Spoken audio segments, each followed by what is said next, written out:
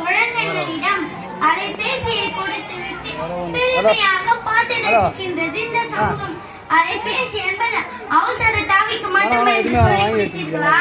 இனி சொல்லிக் கொடுங்கள். ஸ்நாக்ஸ் என்ற பெயரில் பிஸ்கெட், சிப்ஸ், சாக்லேட்ஸ் வாங்கி கொடுப்பதே ஃபேஷன் ஆகிவிட்டது இன்றைய சமூகத்தில். உங்கள் பிள்ளைகளுக்கு நீங்கள் உணவு கொடுக்கவில்லை, மாற்றாக ஸ்லோ பாய்சன் தான் கொடுக்கிறீர்கள். அளவுக்கு மீறினால் அமுதமும் நன்றி என்பது பழமொழி. உணவை மருந்தாக சாப்பிட சொல்லிக் கொடுத்தீர்களா?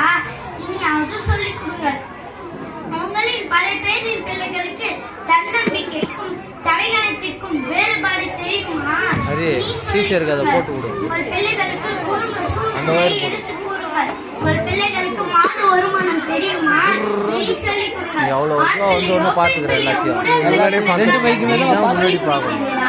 இனி அவர் சொல்லிக் கொடுங்கள். 10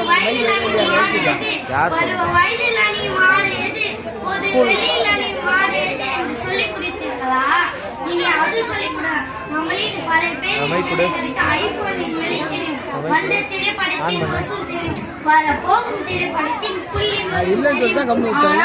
நம் அன்றாடும் உண்ணும் உணவின் அரிசி விலை தெரியுமா? காய்கறி நிலவரம் தெரியுமா? உங்களை தவிர மற்றவர்களிடம் உங்கள் பிள்ளைகளுக்கு 5 நிமிடம் பேச தெரியுமா?